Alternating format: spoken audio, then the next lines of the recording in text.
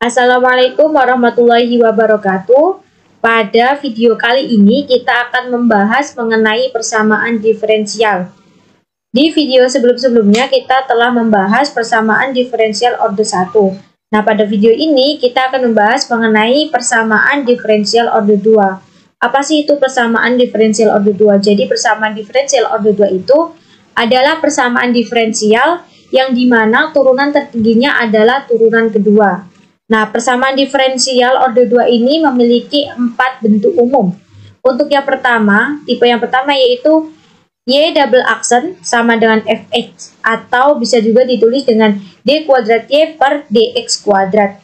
Nah, selanjutnya untuk tipe kedua yaitu Y double aksen sama dengan Fx, Y aksen, atau untuk Y double aksennya bisa ditulis dengan D kuadrat Y per Dx kuadrat, dan X untuk turunan pertamanya yaitu dy per dx.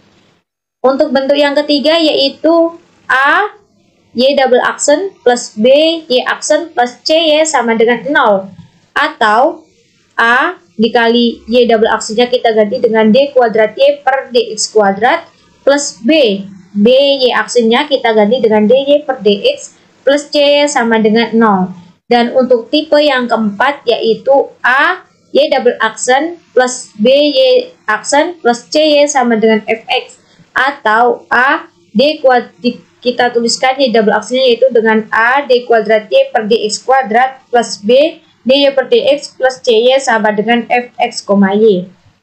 Nah, untuk teman-teman lebih memahami kita akan membahas mengenai contoh soal. Untuk contoh soal yang pertama ini kita menggunakan tipe 1 atau tipe yang termasuk dalam kategori mudah ya, yaitu y double aksen sama dengan fx atau d kuadrat y per dx kuadrat. Nah, di sini soalnya adalah tentukan penyelesaian umum dari persamaan diferensial berikut. Di sini soalnya d kuadrat y per dx kuadrat sama dengan 4x pangkat 3 plus 3x kuadrat plus x.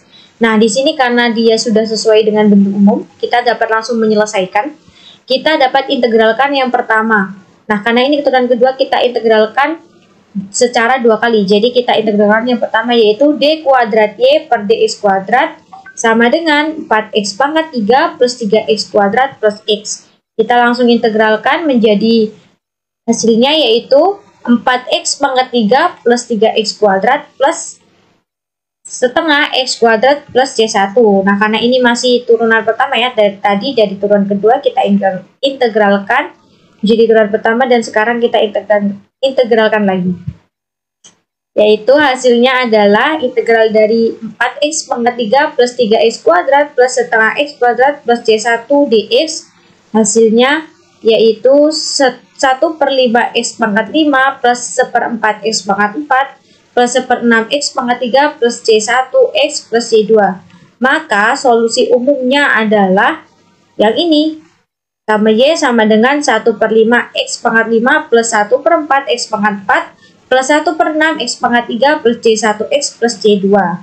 Itulah tadi penyelesaian dari bentuk umum yang pertama. Oke, selanjutnya kita akan membahas mengenai contoh soal yang kedua, yaitu tipe kedua atau bentuk umum yang kedua, yaitu y double aksen sama dengan fx, y aksen, atau dapat ditulis dengan d kuadrat y per dx kuadrat sama dengan fx dy per dx. Nah, di sini kita dapat lihat soalnya yaitu tentukan penyelesaian umum dari persamaan diferensial berikut. X d kuadrat y per dx kuadrat plus dy per dx plus x sama dengan 0. Nah, untuk cara penyelesaiannya yang pertama kita dapat misalkan.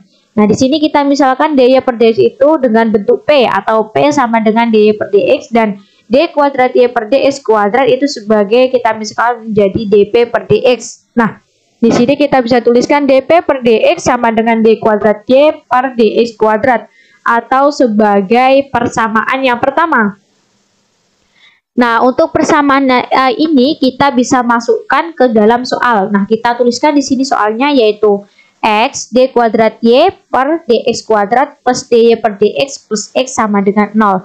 Nah, ini kita substitusikan d kuadrat y per dx kuadrat kita ganti dengan dp per dx, dan p E dan dy per dx sebagai P.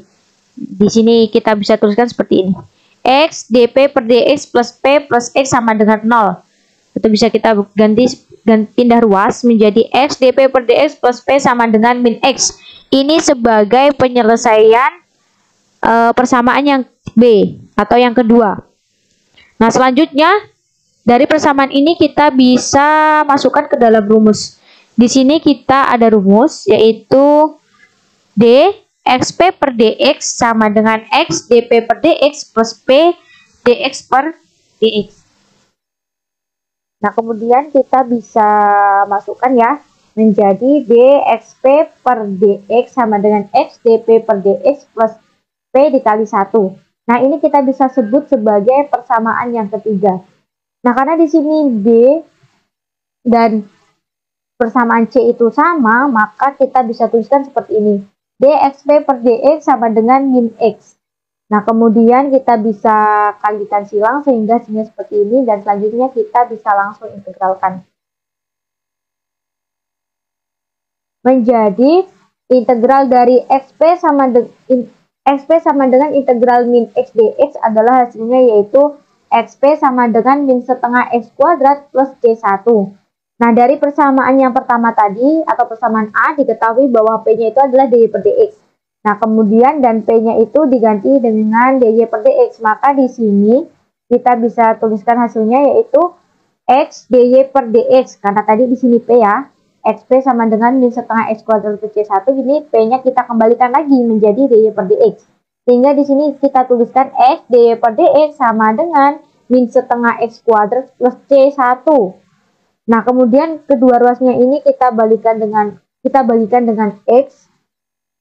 Selanjutnya kita bisa integralkan, karena untuk mencari nilai dari Y kita harus kalikan kedua ruasnya menjadi dengan X, sehingga menjadi dy per dx sama dengan setengah X plus C1 per X. Kemudian ini kita bisa langsung integralkan, yaitu Y sama dengan integral dari min setengah X plus C1 per X adalah yaitu hasilnya ini. Maka penyelesaian umum dari persamaan diferensial tersebut adalah Y sama dengan min 1/4 X kuadrat plus C1 ln X plus C2. Itulah tadi pembahasan mengenai persamaan diferensial orde 2. Dan untuk tipe yang ketiga dan tipe keempat kita bisa temukan pada video-video selanjutnya. Sekian dari saya ucapkan terima kasih. Apabila ada kekurangan saya mohon maaf. Saya akhiri. Wassalamualaikum warahmatullahi wabarakatuh.